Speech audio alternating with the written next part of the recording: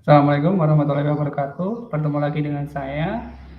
Hari ini kita akan membahas terkait dengan komposisi fungsi dari suatu fungsi berupa kompleks. Untuk fungsi berupa kompleks yang sudah kita pelajari pada pertemuan sebelumnya, kita sudah belajar terkait dengan beberapa kosakata atau mungkin identitas yang sudah kita ketahui pada fungsi berupa kompleks, dan juga kita sudah mengetahui bagaimana bentuk domain, kemudian kodomain, bahkan sampai ke range jadi suatu fungsi kompleks. Bahkan kita juga bisa mencari nilai fungsi dari suatu fungsi berupa kompleks atau bisa kita katakan fungsi kompleks.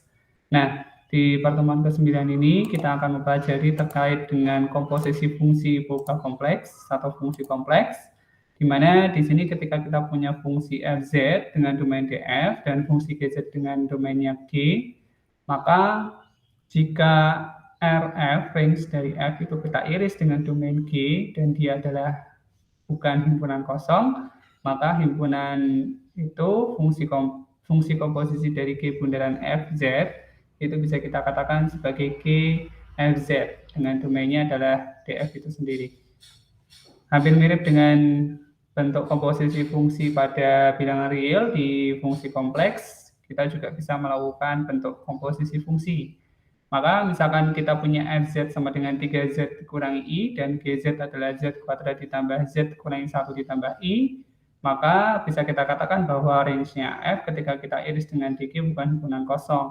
Sehingga ketika kita cari nilai g bundaran f, z adalah g fz, sehingga kita punya fz-nya adalah 3z kurangi i. Ini nanti kita substitusikan masuk ke g dalam bentuk z, sehingga kita punya 3z kurang i kuadrat ditambah 3z kurang i dikurangi 1 ditambah i. Kita operasikan aljabar, kita punya 9z kuadrat dikurangi 3z dikurangi 2 dikurangi 6iz. Maka dari sini kita peroleh G bundaran Fz adalah 9z kuadrat dikurangi 3z kurangi 2 kurangi 6iz. Untuk selanjutnya, untuk mencari F bundaran G, Z adalah GZ yang masuk ke F. Maka kita substitusikan bentuk GZ-nya, kita punya Z kuadrat ditambah Z kurangi 1 ditambah I. Kita substitusikan masuk ke 3Z kurang I, maka Z-nya kita ganti dengan 3 dikali Z kuadrat ditambah 3Z kurangi 3 ditambah 3I. Kemudian kita kurangi I. Nah, dari sini kita peroleh F bundaran GZ-nya adalah 3Z kuadrat ditambah 3Z kurangi 3 ditambah 3I kurangi I. Perhatikan, G bundaran F itu tidak sama dengan F bundaran G. Jadi G bundaran F tidak sama dengan F bundaran G. Dari sini bisa kita katakan bahwa dia tidak berlaku sifat komutatif atau tidak komutatif.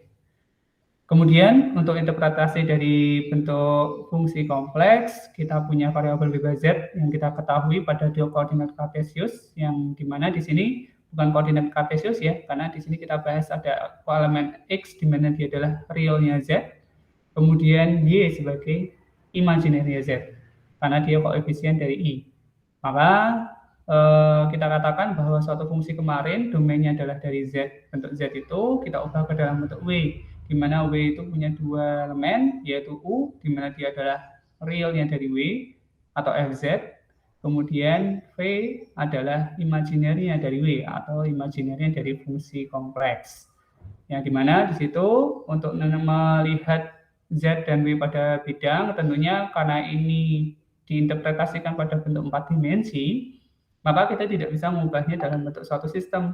Berbeda dengan fungsi real, di mana fungsi real kalau bentuk Z kita bisa menginterpretasikan pada bidang 8 ya. Di situ nanti ada 8 ruangan.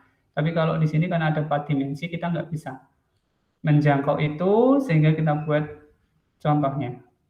Bentuknya seperti ini nanti ya. Jadi contoh misalkan saya punya W-nya adalah 2Z kurang I tambah W-nya adalah 2Z kurangi 1 ditambah I, di mana kita punya Z sama dengan X ditambah Y, maka kita punya Z-nya itu adalah X ditambah Y itu sendiri, W-nya kita jabarkan ya ke dalam bentuk real dan bentuk imajiner, di mana kita peroleh 2 dikali X tambah Y kurung tutup dikurangi 1 tambah Y. Kemudian kita manipulasikan aljabar, kita pilih yang U mana, yang V mana. Dari sini kita peroleh, misalkan Z-nya 1, maka ketemunya ini, Z-nya 2, maka ketemunya ini, Z-nya 3, ketemunya, dan seterusnya. Sehingga juga sama ketika kita punya W-nya 1 sama dengan ini, W2 ketemunya ini, dan seterusnya. Kemudian kita pasangkan Z1 ini, Z2 ini, kita interpretasikan dalam bentuk bidang W, maka W1 ini, W2 ini, karena dia ada di bidang 4. Jadi nggak bisa hanya dengan menggunakan bidang 3, karena kalau bidang 3 kan kita sudah bahas di bilangan real ya, sedangkan kalau ini enggak. Jadi saya ulangi lagi, kenapa kok bisa ketemu W-nya adalah 2X kurangi 1 ditambah 2Y ditambah 1I.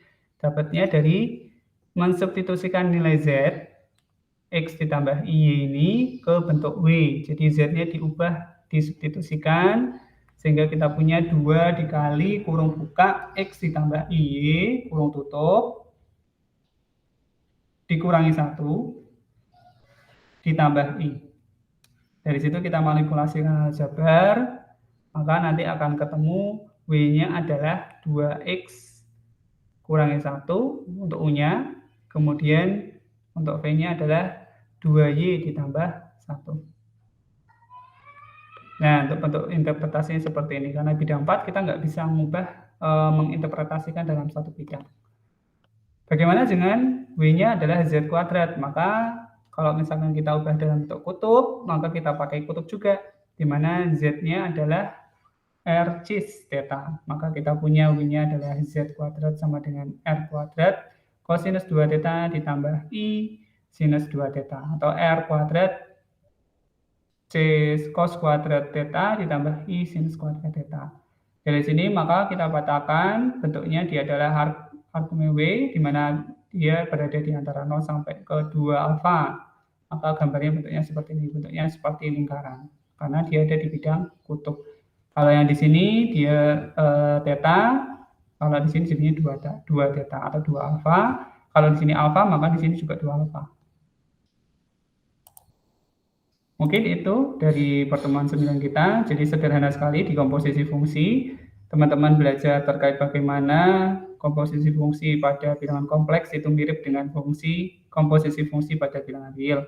Sedangkan hati-hati bahwa dia tidak berlaku komutatif, dan untuk interpretasi geometrinya teman-teman bisa memperhatikan bahwa memang di situ untuk kita interpretasikan bentuk fungsi kompleks tidak bisa hanya dengan menggunakan satu bidang. Kita harus menggunakan 2 bidang, di mana bidang sebelah kiri itu dalam bentuk Z, sedangkan di sebelah kanannya dalam bentuk W. Saya kira itu. Terima kasih. Wassalamualaikum warahmatullahi wabarakatuh.